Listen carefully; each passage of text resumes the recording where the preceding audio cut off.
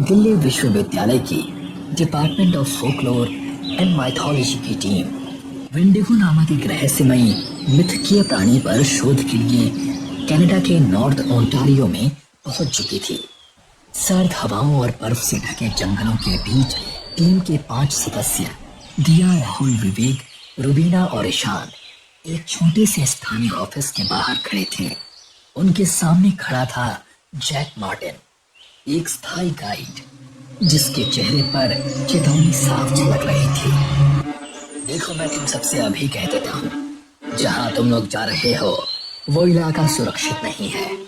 वहाँ की बर्फ कभी पिघलती नहीं है और भूख हमेशा जिंदा रहती है। वेंडिगो सोता नहीं, वो देखता है, चुनता है। ये कोई मजाक नहीं है। लेकिन टीम ने जैक की चेतावनी को गंभीरता से नहीं लिया।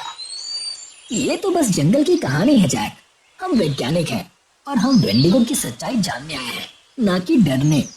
हमें आदिवासी कहानियों में छिपी सच्चाई की तलाश है। पहले भी कई मिथक झूठे साबित हुए हैं। अगर वेंडिगो मिल गया तो उसका इंटरव्यू लेंगे और हम उसे तुझे दिखाएंगे जैक। लेकिन जैक अब और बहस नहीं करना चाहता था। मेरा काम बस तुम्हें वहां तक पहुंचाना है, उसके आगे तुम खुद जिम्मेदार हो। जैक जंगल की ओर बढ़ गया और पांचों उसके पीछे चल दिए। सभी लोग घंटों पैदल सफर के बाद एक विशाल गुफा के सामने पहुंच गए। चारों ओर बर्फ से ढकी चट्टानें थी और हवा में एक अजीब सी सनसनाहट थी। देखो, ये चित्र है तो इंसानों जैसे, लेकिन शरीर पर हिरण जैसा सिर है। ये वही माइथोलॉजिकल क्रिएचर है। यहाँ वेंडिगो है जिसे तुम देखने आए हो। जैक, तुम्हें डराने की बहुत कोशिश कर रहा है, पर सबसे ज्यादा तो तू खुद डरा हुआ लग रहा है। जैक ने एक चित्र की ओर इशारा किया। वहाँ एक आदिवासी लिपि में कुछ लिखा हुआ था। ये कुछ कह रहा है। क्या लिखा है? भूख भीतर से लगती है और बाहर के शरीर को खा जाती है। बकवास बंद करो और अंदर चलो। लगता है तूफान आने वाला है, और अगर वेंडिगो आसपास है तो भूखा नहीं रहेगा, क्योंकि मैं तो पहले से ही भूखा हूँ। सही कहा, भूखे वेंडिगो को भूखा इंसान ही डरा सकता है। अज्ञानता की इस हंसी के पीछे छिपी थी एक अनदेखी दरार जो अब खुलने वाली थी।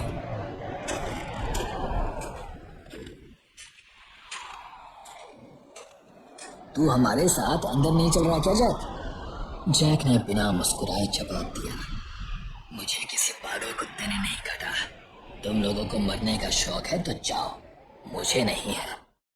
इतना कहकर जैक मुड़ा और बिना पीछे देखे बर्फीले जंगल में तेजी से गायब हो गया। जैक के जाने के कुछ ही देर बाद आसमान ने अपना रूप बदल लिया। हवा भयंकर हो गई और बर्फ ने सब ढक दिया। जल्दी करो, अंदर चलो, तूफान आ गया है। पांचों दोस्त गुफा में दाखिल हो गए। बाहर का तूफान तो बहुत खतरनाक लग रहा है। टेंशन मत लो, हमारे पास 2-3 दिन का खाना है। तूफान तब तक थम जाएगा। और हो सकता है जिसके रिसर्च में हम आए हैं वही वेंडिगो इस गुफा में पनाह लेने आ जाए। सब हंस दिए, पर गुफा की दीवारें खामोश रही। वक्त जैसे ठहर गया। बाहर तूफान था और अंदर भूख। 3 दिन बीत चुके थे। खाना खत्म हो गया था, रास्ता बंद हो चुका था। सर्दियां भाटियों के भीतर उतर चुकी थी। अंधेरे में सिर्फ सांसों की आवाज गूंज रही थी।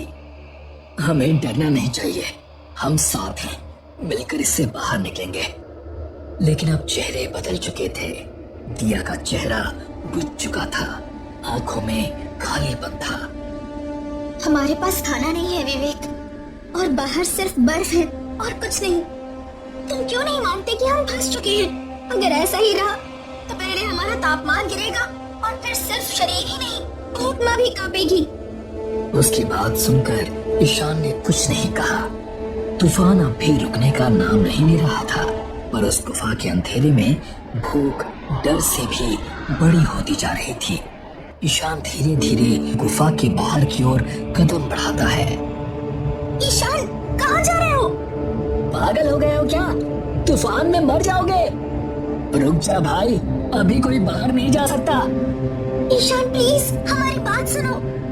पर ईशान अब किसी की बात सुने बगैर गुफा से बाहर निकलकर आगे बढ़ जाता है। कई किलोमीटर दूर एक सफेद मैदान में उसे कुछ पड़ा हुआ नजर आता है। वो कांपते हुए उसके पास जाता है। एक मरा हुआ 12 सिंगा पड़ा होता है, सिर्फ एक टुकड़ा जिंदा रहने के लिए। वो झुकने ही वाला होता है कि अचानक 12 सिंगा की गर्दन हिलती है। उसकी आंखें जल्दी लाल हो जाती है। वो तुरंत उठ जाता है, मगर अब उसका शरीर मानव जैसा था। हाथ इंसान के और मुंह एक डरावना हड्डीदार 12 सिंगा। वो कोई जानवर नहीं था, ना ही कोई इंसान। वो था भूख का देवता, वेंडिगो। डरो मत ईशान, भूख तुम में थी, हमने बस उसे रास्ता दिखाया। इतना कहकर वेंडिगो गायब हो जाता है और ईशान जमीन पर गिर पड़ता है। जब ईशान की आंख खुली तो उसने खुद को बदला हुआ पाया। ईशान लड़खड़ाता हुआ गुफा में वापस आता है। ईशान, तुम कहाँ थे? क्या हुआ है तुम्हें? भाई, तू कुछ बोल क्यों नहीं रहा? तेरा चेहरा कैसा हो गया है?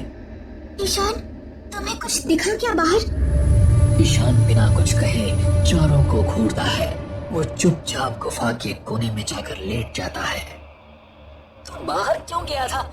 कुछ मिला क्या? कुछ नहीं। देखो यार, हम सब भूखे हैं, लेकिन तू बोल भी नहीं रहा। सब ठीक तो है ना? सब बहुत जल्दी ठीक हो जाएगा। वेंडिगो ने अब पूरी तरह ईशान की आत्मा को अपने कब्जे में ले लिया था। अचानक उसकी उंगलियां लंबी और नुकीली हो जाती हैं, आंखें हल्की लाल हो जाती हैं। अचानक रूबीना की आंख खुलती है। ईशान, ईशान धीरे से उसकी ओर देखता है। उसकी आंखें अब पूरी तरह खून से लाल थी।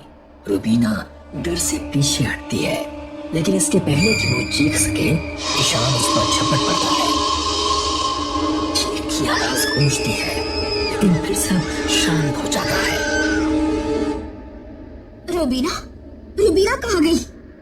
विवेक की नजरें गुफा के कोने पर जाती हैं, जहां दीवार पर खून फैला था। Oh my God! ईशान, तू कहाँ था रात को? वो भूख बहुत बड़ी थी। अचानक कुछ समझने से पहले ही वो ईशान पर टूट पड़ता है। एक भयानक चीख, फिर घना सन्नाटा। हमें यहाँ से निकलना होगा, कुछ भी करके। ये हमारा ईशान नहीं है, ये कुछ और बन चुका है। अचानक गुफा की छत से कुछ गिरता है। ईशान अब पूरी तरह वेंडिगो में बदल चुका था। हिरण जैसे सिंक, लाल आंखें, लंबी काली उंगलियां। भूख रुकती नहीं है। विवेक चीखता है, लेकिन ईशान उसे पकड़कर दीवार से लगा देता है। दिया गुफा से बाहर निकलकर तूफान की ओर भागने लगती है। तूफान के बीच दिया बेसुध हो जाती है। जब मौत चारों तरफ थी, तब किसी ने उसे थाम लिया। वो एक आदिवासी था। कुछ देर बाद चलती आग के सामने दिया बैठी थी। शायद तुम ही बची हो, पर लगता है तुम्हारे बाकी सारे दोस्त चले गए। वो क्या था? वो हमारा दोस्त ईशान नहीं था, वो इंसान ही नहीं था। वेंडिगो, वो भूख की आत्मा है। वो आत्मा नहीं खाता, वो भूख बनकर अंदर समा जाता है। वो ईशान था, वही सबसे पहले बाहर गया था। तभी तो वो चुना गया। वेंडिगो हमेशा उसे चुनता है जो भूख से टूट चुका होता है। वो शरीर में नहीं, आत्मा में बसता है। तो क्या अब वो भी जीवित है?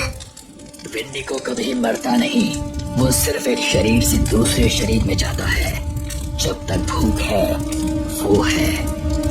दिया अकेली थी, पर जिंदा थी, शायद इसीलिए कि वो भूख से टूटी नहीं थी। कहानी नहीं है, वो चेतावनी है। वो हर उस आत्मा में प्रवेश करता है जो भूख के आगे घुटने टेक देती है। ईशान, मेरा दोस्त, अब कहीं और भूख की तलाश में होगा।